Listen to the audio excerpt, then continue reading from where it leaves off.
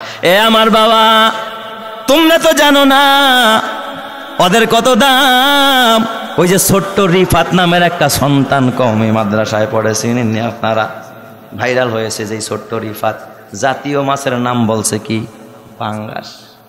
ছোট্ট রিফাতের ইতিহাস জানে না যারা নেট চালায়, যারা সামাজিক যোগাযোগ মাধ্যমে খোঁজ খবর রাখে। এই ছোট্ট রিফাত কওমি মাদ্রাসায় পড়ে। সুবহানাল্লাহ বলেন সবাই। একটু গঠন প্রকৃতি ছিল তার বেটে।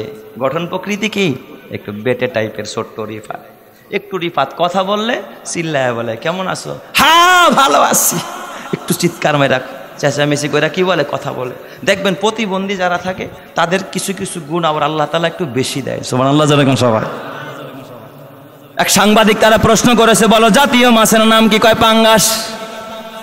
রিফাতের মাকে প্রশ্ন করা হয়েছে, রিফাতের মা তোমার ছেলে এটাও কেন জানে না? রিফাতের মা কান্দে, কয় হুজুর আমি গরিব মানুষ, জনম জনম পাঙ্গাস মাছ আর আলু ভর্তার ডাউলের পানি ছাড়া আমার ঘরে কিচ্ছু জুটে নাই।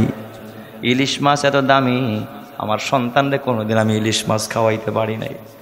আর কওমি মাদ্রাসায় আমি তো বাবা প্রায় 20-22 বছর পর্যন্ত কওমি মাদ্রাসায় ঘুরলাম, জীবনে কোনোদিন দেখি নাই বোর্ডিংয়ে ইলিশ মাছ পাকাইছি। এটা তো খাবার মানে সোনার হরিণ, খাওয়ায় শুধু আলু ভর্তা, তারও দাম বর্তমানে হ্যাঁ শখের তোলা এখন 80 টাকা 100 টাকা হয়ে গেছে। এ আমার বাবা, এখানে ওই ছোট্ট রিফাতেরা পড়ে। রিফাতের মারে প্রশ্ন করা হয়েছে, মা আপনার রিফাতকে কেন মাদ্রাসায় দিলেন? যেই রিফাত আপনি বড় অসহায়, আপনার স্বামীও বড় অসহায়, আপনাদের নুন আনতে পান্তা ফুরায়, ঘরে তেমন খাবার নাই, বাড়ি ঘর একটা দোসালা ঘর, উপরে টিনের চাল দেওয়া, কিন্তু চতুর্দিকে লাকড়ির খড়ির বেড়া, পাটখড়ির বেড়া। এই গরিব মানুষ আপনি, আপনার স্বামী দিন মজুর, মাঝে মাঝে ভ্যান চালায়, মাঝে মাঝে মানুষের খেতে কামলা কিষান দেয়। তো এই ছেলেটারে কেন আপনি মাদ্রাসায় দিলেন? স্কুলে পড়াইলে তো একটু বেশি টাকা পয়সা পাইতেন, আপনি সুখ শান্তি করতে পারতেন। আপনি কেন সন্তানটারে রিফাতরে মাদ্রাসায় দিয়ে দিলেন? এ আমার বাবা, এই কথা কেন আমি বলতেছি শোনো। ও অত্র এলাকার মুসলমান শুনে রাখো, এই ছোট্ট রিফাত ডাক দিয়া বলে, ছোট্ট রিফাতের মা ডাক দিয়া বলে, ভাই রে আমি তো দুনিয়ার কামাই খাইতে চাই না, আমার রিফাত আমারে কামাই করে খাওয়াবে এটা আমি চাই না। আমি চাই আমি মরলে যেন আমার রিফাত আমার জানাজা পড়তে পারে, আমি মায়ের জন্য যেন দোয়া করতে পারে, রব্বির হামহুমা কামা রাব্বায়ানি সগীরা। আমার ছোট্ট রিফাত যেন আমার জন্য দোয়া করতে পারে, আর আমি যেন রিফাতের উসিলায় হাফেজে কোরআনের মা হয়ে খোদার জান্নাতে যাই। আলেমদের মুখে শুনেছি, আলেমদের মুখে শুনেছি, আলেমের মা বাবা, হাফেজের মা বাবাকে আল্লাহ তাআলা কিয়ামতের ময়দানে নূরের মেম্বার কায়েম করবে, নূরের মেম্বারে বসায় আল্লাহ তাআলা নূরের টুপি পড়ায়া দিবে। কিয়ামতের ময়দানে যেন আমি ক্ষমা পাওয়া যাই, ওই বিভীষিকাময় ময়দানে যেন আমি ক্ষমা পাওয়া যাই। এই কারণে আমার ছোট্ট রিফাতকে আমি মাদ্রাসায় দিয়েছি। চিৎকার মেরে কোন সুবহানাল্লাহ। ও এলাকার মায়েরা, ও আমার বোনেরা, ও মা হাতে পায়ে ধরে বলি রে মা, একটা সন্তান শামসুল উলুম খাদিমুল ইসলাম মাদ্রাসায় দিও গো মা, আশেপাশের মাদ্রাসায় দিও। এ মা, তোমার সন্তান যদি দিন শিখে, কোরআন শিখে, তোমার জন্য জান্নাতের ব্যবস্থা করবেন যিনি, তিনি কে? মা গো তোমার একটি ছেলে মাদ্রাসাতে দিও, এই পৃথিবীর বুকে তুমি জান্নাত কিনে নিও। এই পৃথিবীর বুকে মা গো মা জান্নাত কিনে নিও। একটি হরফ পড়লে মাগো 10টি নেকি হয়, মাতা পিতার আমল নামায় অর্ধেকে জমা রয়। এমন সুযোগ নেই কোনো আর মাগো, এমন সুযোগ নেই কোনো আর, খুঁজে দেখে নিও। এই পৃথিবীর বুকে তুমি জান্নাত কিনে নিও। এই পৃথিবীর বুকে মাগো মা জান্নাত কিনে নিও। রোজ নামাজে দুহাত তুলে চোখের পানি ফেলে, রব্বির হামহুমা বলে কাঁদবে তোমার ছেলে। সেই দোয়াটাই প্রভুর কাছে মাগো, সেই দোয়াটাই প্রভুর কাছে সবচেয়ে বেশি প্রিয়। এই পৃথিবীর বুকে তুমি জান্নাত কিনে নিও। মা গো তোমার একটি ছেলে মাদ্রাসাতে দিও, মা গো তোমার একটি মেয়ে মাদ্রাসাতে দিও, এই পৃথিবীর বুকে তুমি জান্নাতে কিনে নিও। তোমার জানাজাতে ইমাম হবে তোমার ছেলে, মনের কথা প্রভুর কাছে বলবে হৃদয় খুলে, সেই সুযোগটা তোমার বেলায় মাগো, সেই সুযোগটা তোমার বেলায় হতে তুমি দিও, এই পৃথিবীর বুকে তুমি জান্নাত কিনে নিও, এই পৃথিবীর বুকে মাগো মা জান্নাতে কিনে নিও। মাগো তোমার একটি ছেলে মাদ্রাসাতে দিও, মা গো তোমার একটি মেয়ে মাদ্রাসাতে দিও, এই পৃথিবীর বুকে তুমি জান্নাতে কিনে নিও।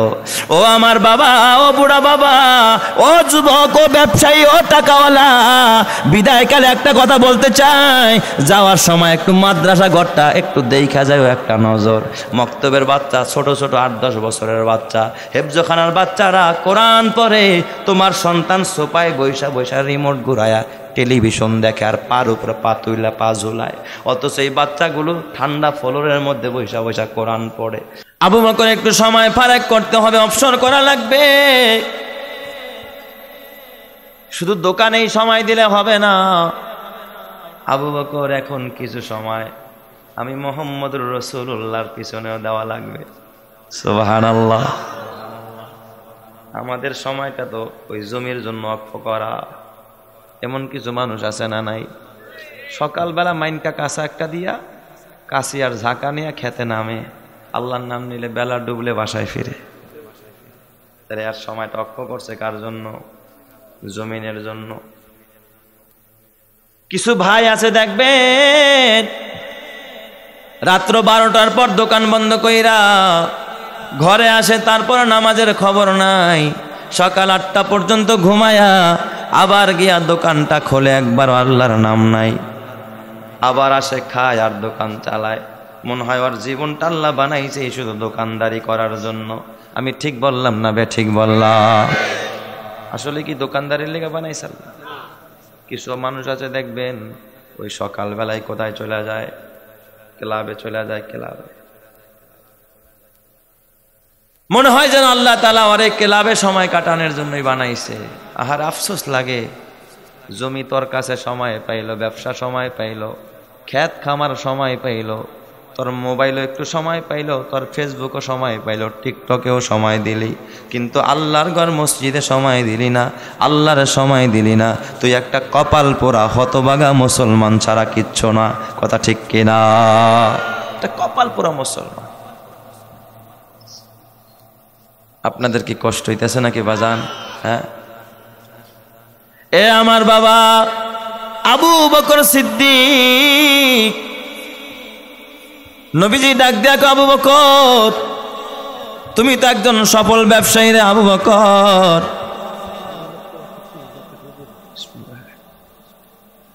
মাহফিলের মধ্যে এক ভাই অসুস্থ হয়ে পড়ছেন, আমরা দোয়া করি আল্লাহ তাআলা যেন তাকে শিফা দান করে, সবাই বলে আমিন। মুরব্বী লোকটা অসুস্থ হয়ে পড়ছে, একটু পানি খাওয়াই দেন, মাথায় একটু হালকা ছিটাই দেন। আল্লাহ তুমি কবুল করো, জোরে কানা আমিন। আবু বকর সিদ্দিক রাদিয়াল্লাহু তাআলা আনহু,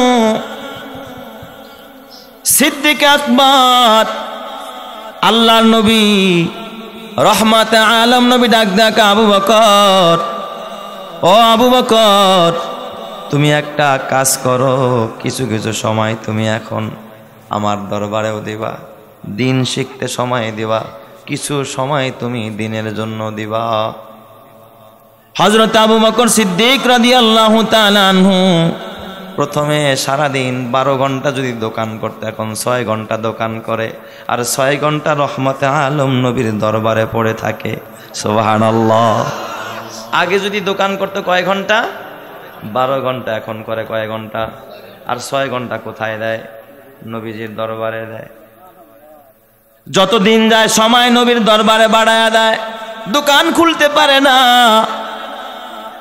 আশেপাশের দোকানদাররা কয়েকজন প্রতিষ্ঠিত ব্যবসায়ী ক্ষতির মধ্যে পড়ে গেছে। একজন প্রতিষ্ঠিত ব্যবসায়ী এখন পড়ে গেছে ক্ষতির মধ্যে পড়ে গেছে, মোহাম্মদের ধান্দায় পড়ে গেছে। প্রতিষ্ঠিত ব্যবসায়ী এই বেড়া, বাজারে এত সুনাম, তার বাপেও ব্যবসায়ী, হেও ব্যবসায়ী, পোলাটা আসলে বিপদে পড়ে গেছে। কিছু মুসল্লি আছে দেখবেন, ইমাম সাহেব যদি তার পোলারে দাড়ি রাখায় ফেলায়। কিছু মুসল্লি আছে দেখবেন, ইমাম সাহেব যদি একটা বাচ্চারে কয় বাজান যা, চিল্লায় একটু সময় দিয়ে, আল্লাহর রাস্তায় সময় দিয়ে। মাঝে মাঝে দেখবেন গার্জিয়ানরা রাগ করে, ইমাম সাহেব আমার পোলারে নষ্ট করে লাইছে। আছে না নাই? কয় হুজুর আমার পোলা, আমার মসজিদের এক মুয়াজ্জিন ছিল আব্দুর রহমান নামের, আমার শুরুর কথা আর কি।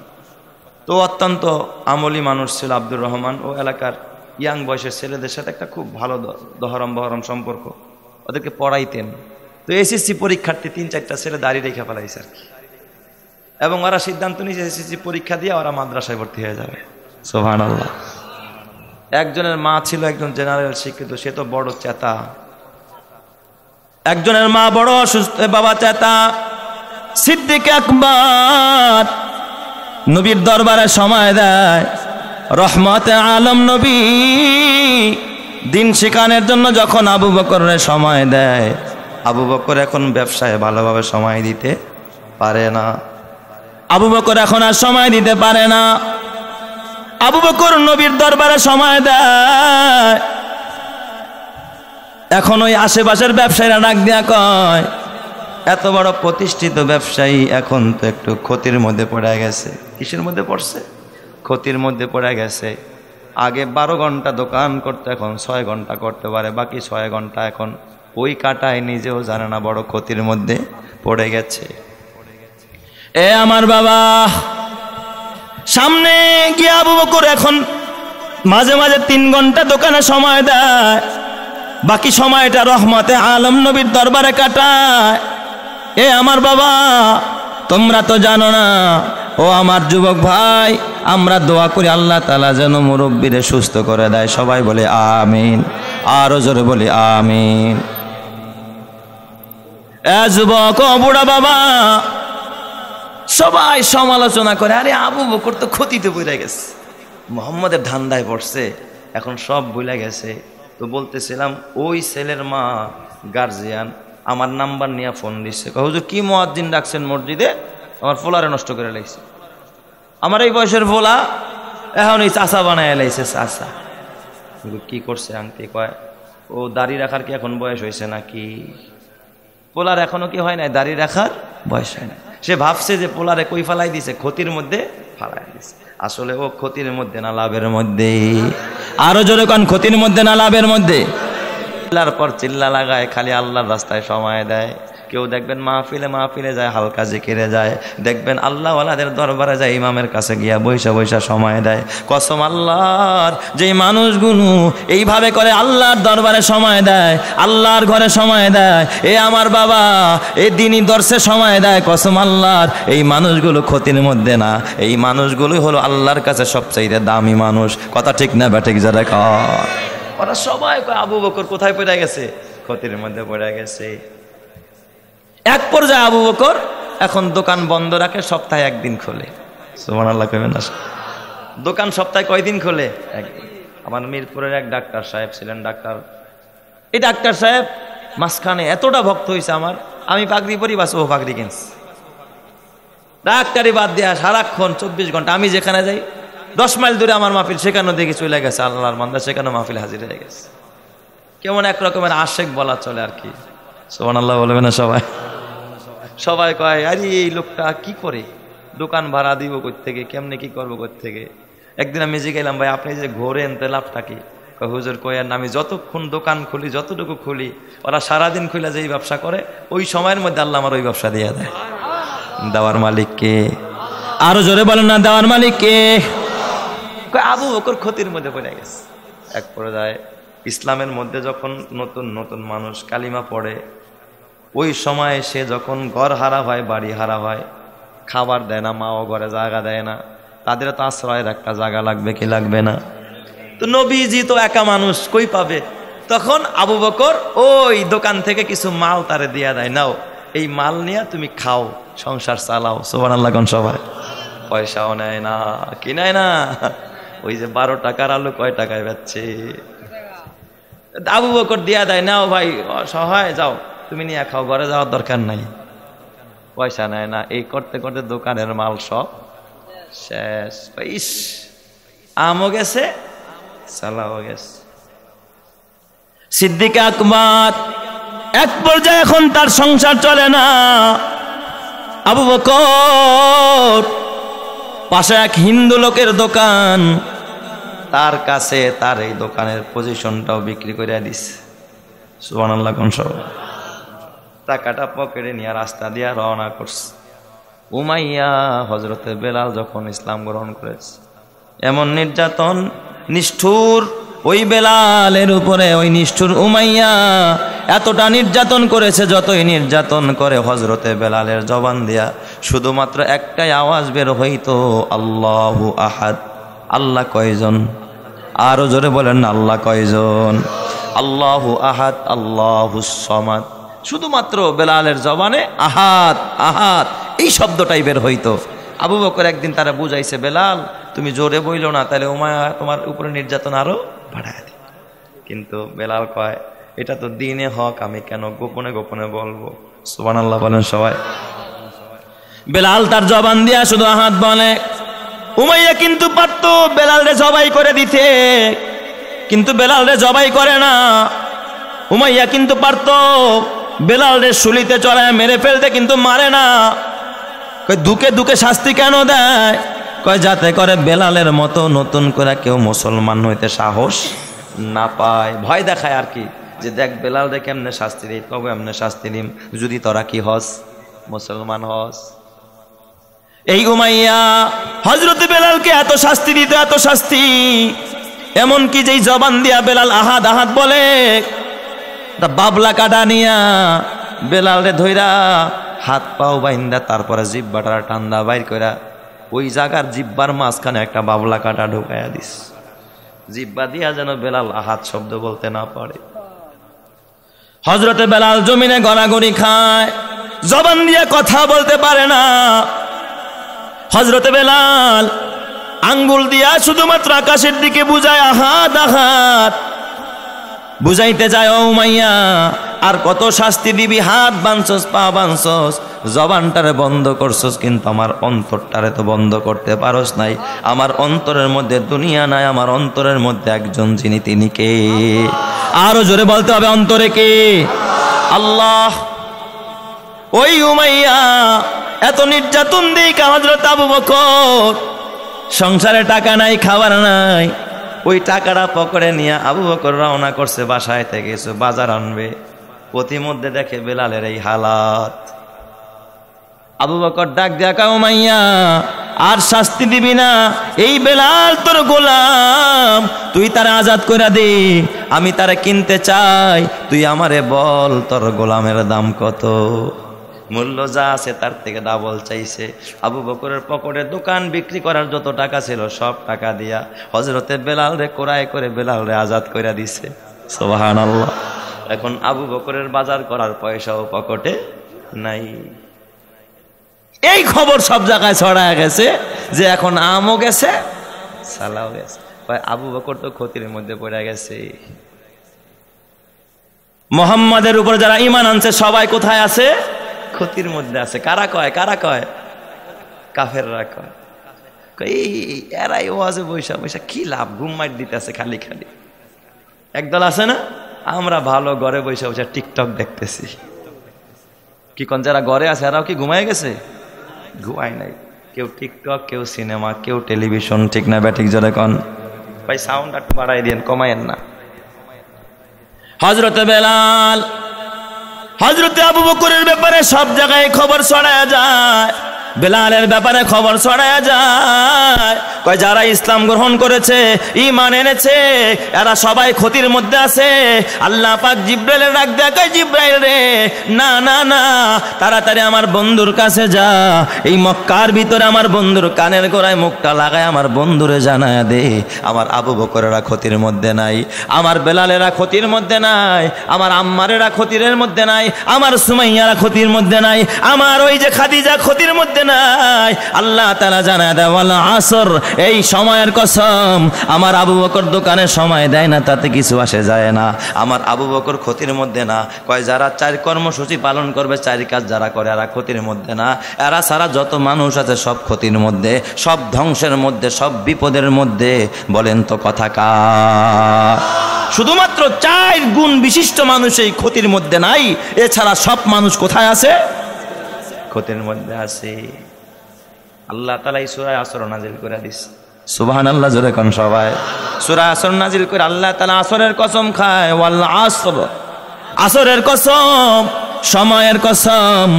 এই জন্য বাবা কিতাবের মধ্যে লেখে আল ওয়াক্তু আসমানু মিনাজ যাহাব, সময় স্বর্ণের চাইতেও কি দামি। এই সময়ে যে যত মেহনত করবে তাকে তত দামি বানায় দিবে কি আল্লাহ। যে দুনিয়া নিয়ে মেহনত করবে দুনিয়ায় দামি হবে, কিন্তু আখেরাত কি হয়ে যাবে? ক্ষতিগ্রস্ত হয়ে যাবে। যে আখেরাত নিয়ে মেহনত করবে আখেরাত দামি হয়ে যাবে, দুনিয়ায় কিছুটা ক্ষতিগ্রস্ত সে হয়ে যাবে। আল্লাহর নবীর হাদিস, মানা হাব্বা দুনিয়াহু আদার রবি আখিরাতিহি, যে শুধুমাত্র দুনিয়া দুনিয়া করে তার আখেরাত ছুটে যাবে। ওমান আহাব্বা আখিরাতাহু আদার রবি দুনিয়া, আল্লাহর নবী বলে যে আখেরাতকে ভালোবাসবে, যে নামাজকে ভালোবাসবে, কোরআনকে ভালোবাসবে, আলেমকে ভালোবাসবে, দিনকে ভালোবাসবে, দাড়ি আর টুপি আর পাঞ্জাবি আর পর্দাকে ভালোবাসবে, তার দুনিয়া কিঞ্চিত ক্ষতিগ্রস্ত হয়ে যাবে। কারণ সে সুদ খাবে না, ঘুষ খাবে না, হারাম পয়সা অর্জন করবে না, সামান্য ক্ষতি হয়ে যাবে। আল্লাহর নবী কয় ফাআসিরু মা ইয়াবকা আলা মা ইয়াফনা, অতএব তোমরা ওইটাকে প্রাধান্য দাও যেটা স্থায়ী থাকবে, ওই জিনিসের উপরে যেটা ধ্বংস হয়ে যাবে। বলেন তো দুনিয়া স্থায়ী না অস্থায়ী?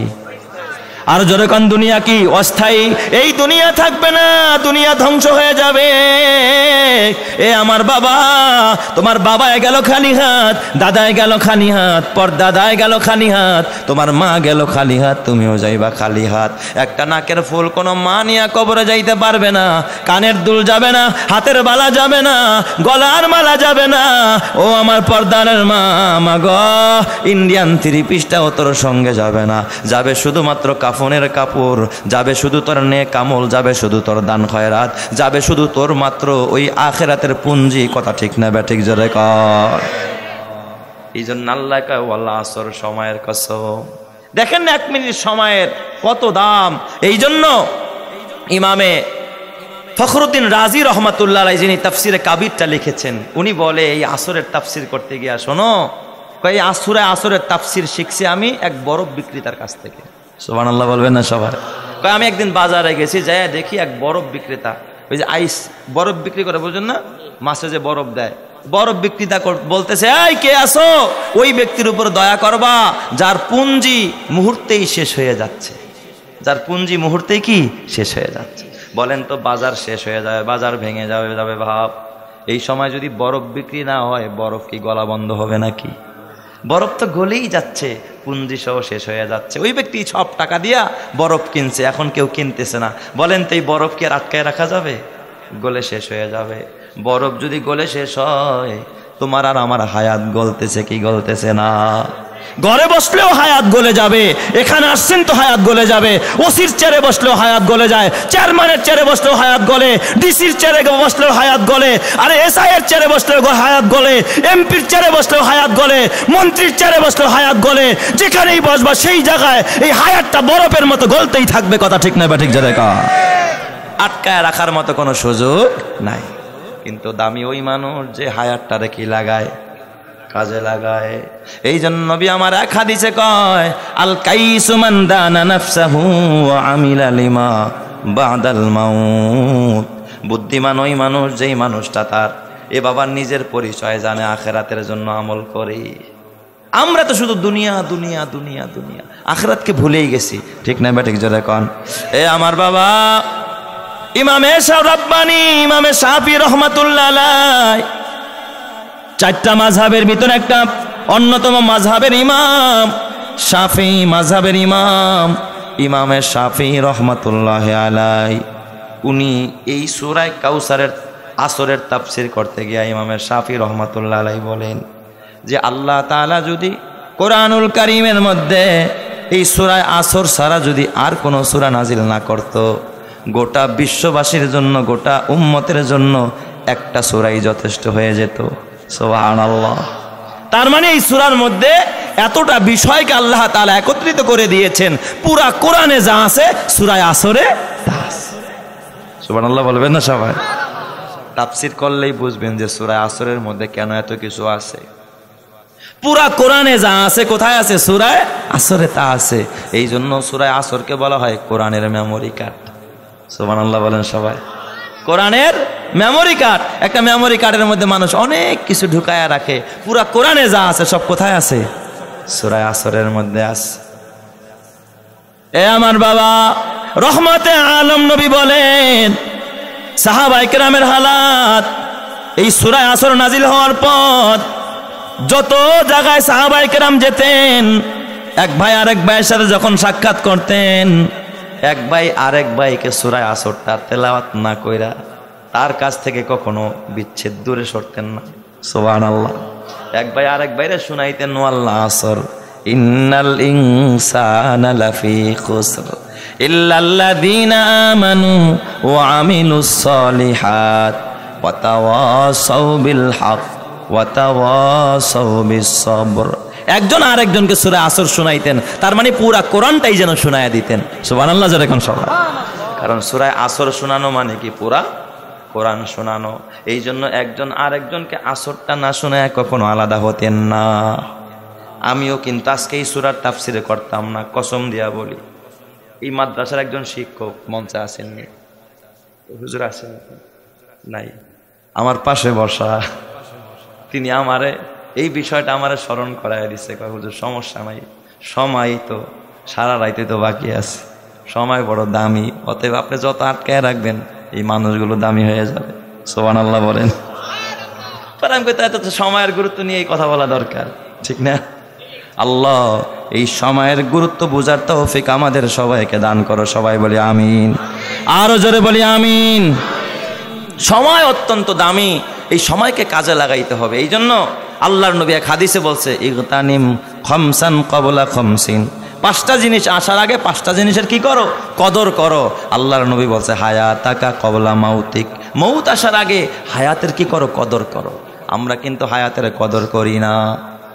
অসিহাতাকা ক্বাবলা সুকুমিক, অসুস্থ হওয়ার আগে সুস্থতার কদর করো। ওয়াগিনাকা ক্বাবলা ফাকরিক, দারিদ্র গরিব হওয়ার আগে ধনাঢ্যতাকে তুমি কদর করো। ফারাগাকা ক্বাবলা শুগুলিক, কয় তুমি এই যে অবসর সময়, কাজ নাই, এই সময়টাও তুমি যে একবার সুবহানাল্লাহ বললা না, আলহামদুলিল্লাহ বললা না, সময় পাইছো তো ফেসবুক ঠেলা আরম্ভ করছো। এমন কপাল পোড়া সমাজ আছে না নাই? সময় পাইছে তো কি ঠেলতেছে? ফেসবুক ঠেলতেছে, খালি ফেসবুক দেখতেছে।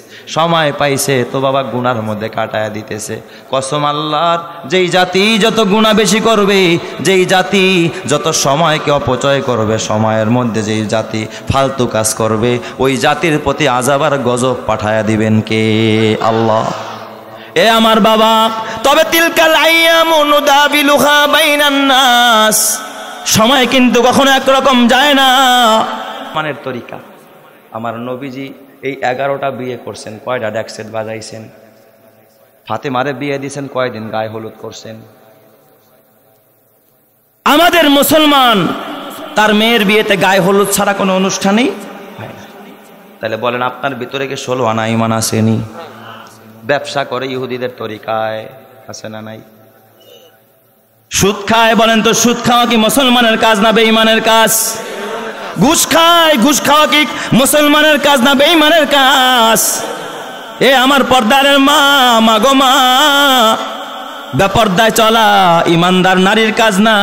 মা খাদিজা বেপর্দায় চলে নাই, মা আসিয়া বেপর্দায় চলে নাই, ও মা মারিয়াম বেপর্দায় চলে নাই, মা আয়েশা সিদ্দিকা বেপর্দায় চলে নাই। মারে তার হাতে পায়ে ধরে বলে যায়, মা এই রূপ দ্বারা যৌবন কাল জং ধরে যাবে রে মা।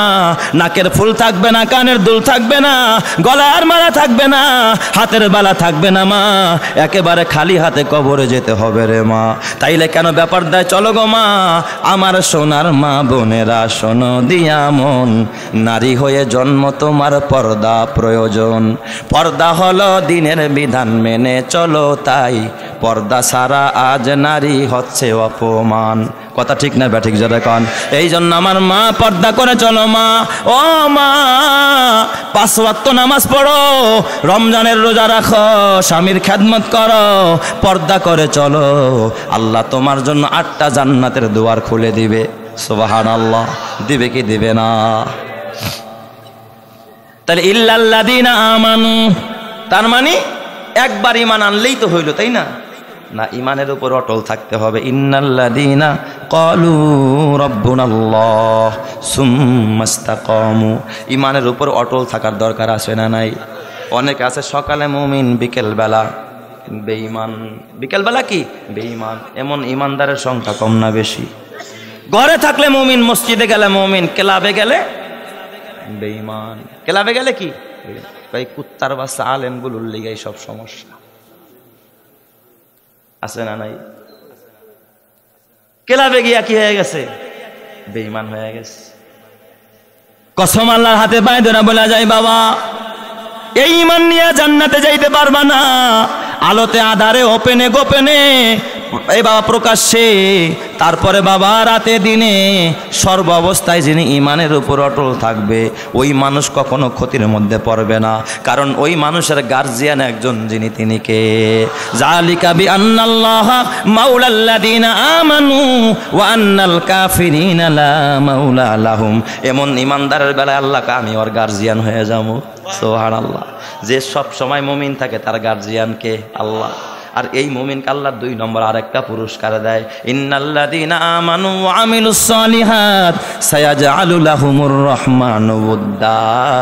কয় যারা ঈমান আনবে, আমলের উপরে যারা অটল থাকবে, সব আমলগুলো করবে, আল্লাহ তাআলা বলে চিরে আমি সব মাখলুকের ভালোবাসা তার উপরে পয়দা করে দিব। সুবহানাল্লাহ। এই জন্য দেখবেন তারা সবাই কি বাসে? ভালোবাসে। 3 নম্বরের পুরস্কার আল্লাহ তাআলা বলেন, যারা ঈমান আনবে এবং আমল করবে এবং এর উপরে যারা অটল থাকবে, ইন্নাল্লাযীনা আমানু ওয়া আমিলুস সালিহাত উলাইকা হুম খায়রুল বারিয়াহ। আল্লাহ বলে ওদেরকে আমি সৃষ্টির মধ্যে শ্রেষ্ঠ বলে ঘোষণা দিলাম। সুবহানাল্লাহ। জোরে কোন সবাই? দেখছেন ঈমানের কত দাম। এ আমার বাবা, শুধু তাই না, ইন্নাল্লাযীনা ক্বালু রাব্বুনাল্লাহ সুম্মা ইসতাকামু তাতানাজ্জালু আলাইহিমুল মালায়েকা। আল্লাহ তাআলা বলে যারা ঈমান আনবে এবং ঈমানের উপর যারা অটল থাকবে, তাদের প্রটোকলের জন্য, তাদের পাহারার জন্য আমি আল্লাহ দুনিয়ার কোনো আমেরিকাকে পাঠাবো না, রাশিয়াকে পাঠাবো না, চীন আর ভারতকে পাঠাবো না, আসমান থেকে ফেরেশতা দিয়া তাদেরকে পাহারা দিব। সুবহানাল্লাহ। তাহলে বলেন তো বরকত কম না বেশি?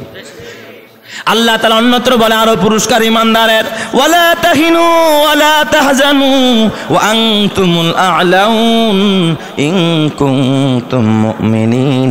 যদি মুমিন হও, দুনিয়া নিয়েও কোনো ভয় নাই, আখিরাত নিয়েও কোনো চিন্তা নাই। তার মানে দুনিয়ায়ও ভয় থাকবে না, আখিরাত নিয়েও চিন্তা থাকবে না। তোমার সব কিছুর জিম্মাদার হবেন যিনি তিনি কে? আল্লাহ। তাহলে ঈমানদারের জন্য কত যে পুরস্কার, বিস্তারিত আলোচনা করার সময় আমার হাতে নাই। এরপর আল্লাহ কয় 1 নম্বরের কর্মসূচি পরিপূর্ণ মুমিন হওয়া, 2 নম্বরের কর্মসূচি ওয়া আমিলুস সালিহাত, যারা আমলে সলেহ করে। আমলে সলেহ বলতে কি খালি নামাজ? কথা কয় না। কিছু কিছু মুসলমান আছে সারা জীবনে এই যে বুঝ হওয়ার পর থেকে নামাজ ছাড়া আর কিছুই করে নাই। আছে না? 50 বছর হয়ে গেছে এক বুড়ার বয়স। বুড়াই তো বলে, 50 বছরের মানুষটা কি জোয়ান নাকি? কোন যে কয় হুজুর আমার গ্যাস্ট্রিকের সমস্যা, আমি রোজা রাখতে পারি না।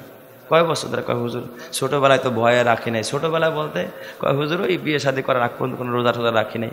এরপরে গ্যাসে ধরছে যে আর এই পর্যন্ত কোনো রোজা রাখাই হয় না। তাহলে সে সারা জীবনে আমল করছে কি? শুধুমাত্র নামাজ। জাকাত কি বোঝে না, হজ কি বোঝে না, দান খয়রাত কি বোঝে না। তাহলে শুধু নামাজ পড়লেই তো আমলে সলে হয়ে যায়, তাই না? কসম আল্লাহ, না না, শুধু নামাজ দিয়া নাজাত পাওয়া যাবে না, ক্ষতি থেকে বাঁচা যাবে না। রোজা রাখতে হবে, আবার শুধু রোজা দিয়াও ক্ষতি থেকে বাঁচা যাবে না। মাল থাকলে মালের কি দেওয়া লাগবে? জাকাত দেওয়া লাগবে। শুধু জাকাত দিয়াও পরিত্রাণ পাওয়া যাবে না। মাল থাকলে হজ করতে হবে। কি করতে হবে? যখন হজ করতে হবে। শুধুমাত্র হজ করলেই পরিত্রাণ পাওয়া যাবে না, মাঝে মাঝে কিছু দান খয়রাত করা লাগবে, ঠিক না বেঠিক জোরে কোন? বখিলার বুয়াদ যা হেদে বাহারুবার, বখিলার বুয়াদ যা হেদে বাহারুবার, বেহেশতি না বাসাদ বাহুকুমে খবর। তাহলে আমলে সলে বলতে শুধুমাত্র বাবা নামাজ নয়, বরং আল্লাহ তাআলার সব হুকুমগুলো পালন করার নাম হইল নেক আমল, ঠিক না বেঠিক জোরে কোন? এই যে খানা খাওয়া, বলেন তো এটা ভালো কাজ না খারাপ কাজ? এইটাও ইবাদত, খানা খাওয়াটাও কি ইবাদত। যদি আপনি আল্লাহর হুকুম মনে করে খান, নবীর তরিকায় খান, তাহলে খানা খাইলেও সব দিবে কে? বিবির সাথে মেলামেশা করা এটাও ইবাদত, সুবহানাল্লাহ কোন সবাই? যদি শুধুমাত্র আল্লাহর হুকুম আর নবীর তরিকা মানতে পারেন, দোয়া পড়েন বিসমিল্লাহি আল্লাহুম্মা জান্নিবনা শাইতান ওয়া জান্নিবিশ শাইতানা ওয়া জান্নিবিশ শাইতানা মা রাযাকতানা। আল্লাহ আমারে শয়তান থেকে বাঁচাও, আর যে রিজিক দিবা এটারও তুমি শয়তানের হাত থেকে বাঁচাও।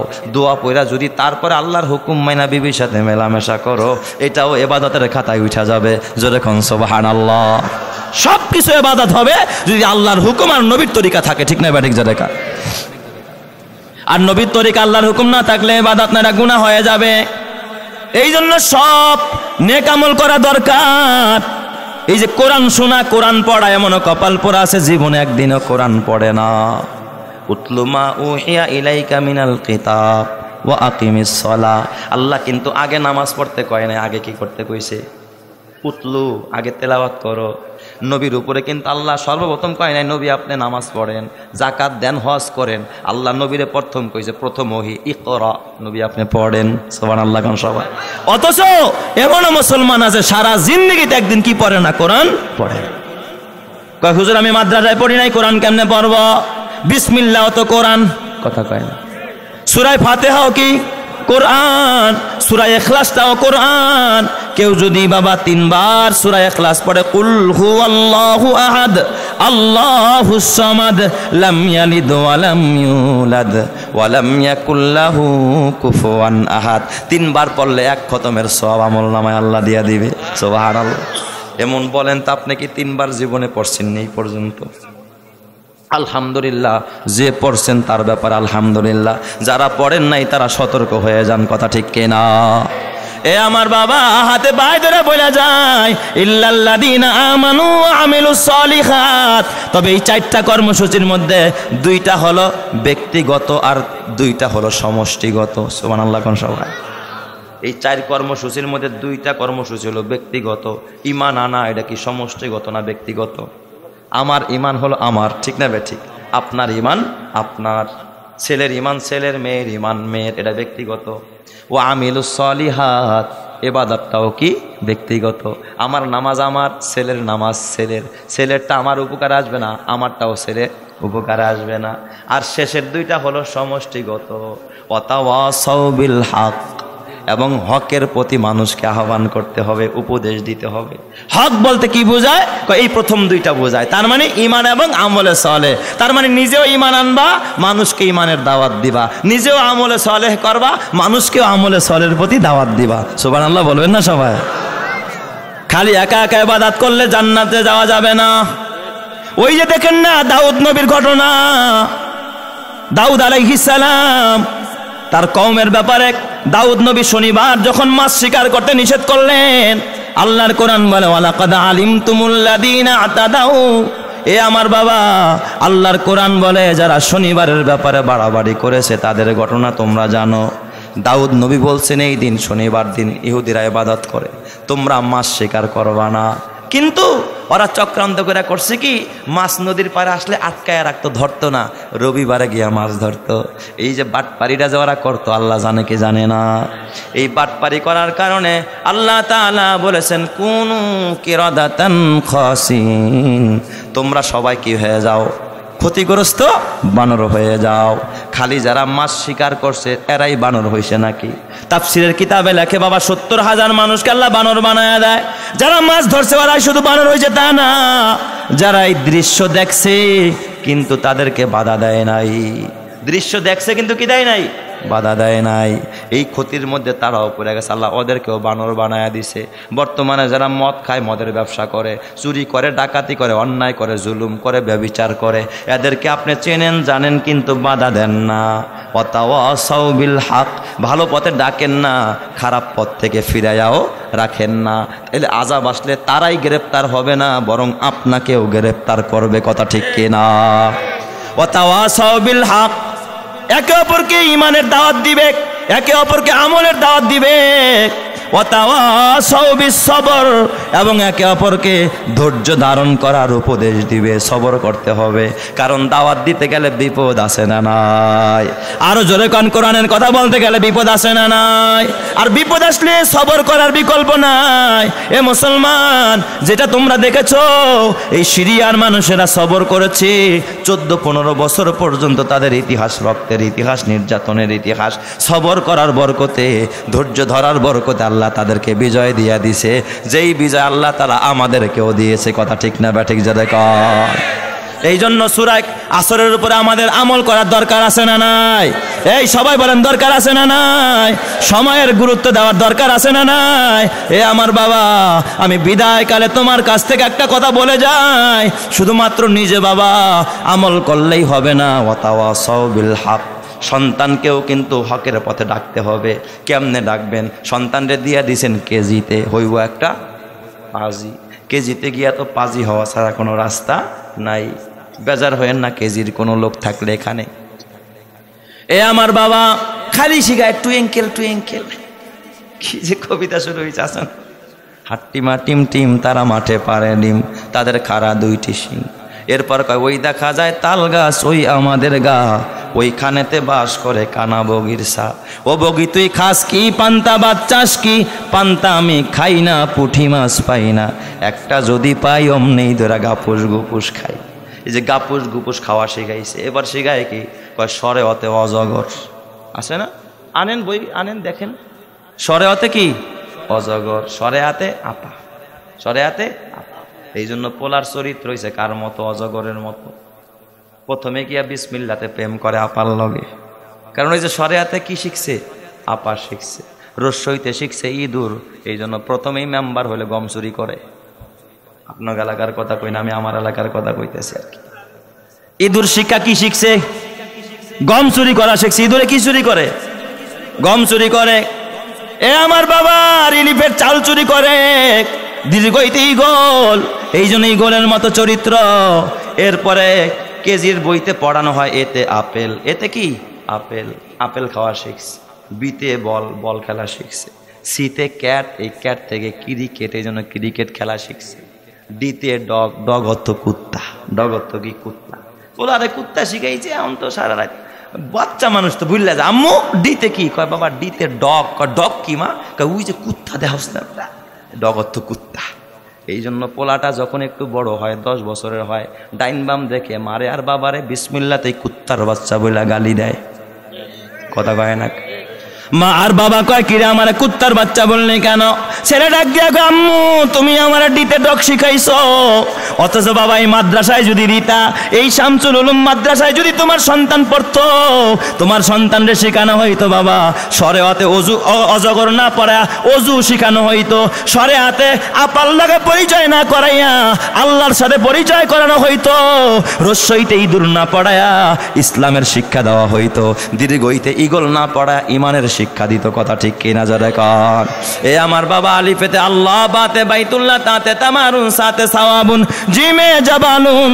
এ আমার বাবা, এই জন্য সন্তানরে বুনিয়াদি শিক্ষা মাদ্রাসা থেকে পড়ানোর দরকার আছে না নাই? আরো জোরে কান দরকার আছে না নাই? এই জন্য যুবক বন্ধুরা, তোদেরকে আজকে একটা স্লোগান শিখাইয়া দিলাম, মাগো আমি পড়ব না আর হাট্টিমা টিম টিম, মাদ্রাসাতে পড়ব গিয়ে আলিফ লাম আর মিম। আল্লাহ তুমি বাচ্চাদেরকে তাও তৌফিক দান করো, জোরে কান আমিন। আরো জোরে বলেন না আমিন। কয় হুজুর লাভ কি হবে, লাভ কি হবে? এখানে পরে তো ভাত ঘটে না। আমি বলি ভাত ঘটে না, না ঘটে। দুনিয়ার জীবন ক্ষণস্থায়ী, কোনো মূল্য নাই। দুনিয়ায় হয়তো বা ও গাড়ি বাড়ির মালিক হবে না, বড় এমপি মন্ত্রী হবে না, কিন্তু কিয়ামতের ময়দানে দেখা যাবে তোর কয়দিন আর আমার কয়দিন, ঠিক না বেঠিক জোরে কান। এ আমার বাবা, মোল্লার যদি দুনিয়াতে কেউ না থাকে, কিন্তু মোল্লার জন্য আল্লাহ আছে না নাই? আরো জোরে কান, মোল্লার জন্য আছে কে? আরো জোরে বলেন আছে কে? আল্লাহ। তোমার হয়তো বা বুকিং চলবে আমেরিকার নিউ ইয়র্কে 110 তালা টুইন টাওয়ার, নয়তো বুকিং চলবে মালয়েশিয়ার কুয়ালালামপুরে 145 তালার, নয়তো বা তোমার বুকিং চলবে বাবা বুর্জ আল খলিফা দুবাইতে সর্বোচ্চ ভবন 165 তালার। কিন্তু এই মাদ্রাসা, এই শামসুল উলুম খাদিমুল ইসলামের ছাত্ররা কিয়ামতের ময়দানে ওরা যখন হাফেজ হয়ে দাঁড়ায় যাবে, আল্লাহ তাআলা ডাক দিবে, ইউকালু লিসাহিবিল কুরআন ইকরা ওয়াত্তাকি ওয়ারাতিল কামা কুনতা তুরাতিলু ফিদ দুনিয়া ফাইন্না মানজিলাকা ইনদা আখিরি আয়াতিন তাকরাউহা। বলবে পড়ো বিসমিল্লাহির রহমানির রহিম, একতলায় উঠবে আলহামদুলিল্লাহি রব্বিল আলামিন, কয়তলায়? আর রহমানির রহিম, কয়তলায়? মালিকি ইয়াউমিদ্দিন। এ বাবা এইভাবে করে উঠতে থাকবে, উঠতে উঠতে 6666 তালা। আল্লাহ ডাক দিয়ে বলবে, গোলাম তোর জন্য গুলশান নয়, বনানী নয়, বাড়িধারা নয়, নিউ ইয়র্কের 110 তালা নয়, মালয়েশিয়ার কুয়ালালামপুরের মতো 145 তালা নয়, বুর্জ আল খলিফা দুবাইয়ের সর্বোচ্চ ভবন, পৃথিবীর সেরা ভবন 165 তালা নয়, আমি তোদের প্রত্যেকের জন্য 6666 তালা বিশিষ্ট জান্নাতটা বরাদ্দ দিলাম। চিৎকার মেরে কন্না আল্লাহু আকবার।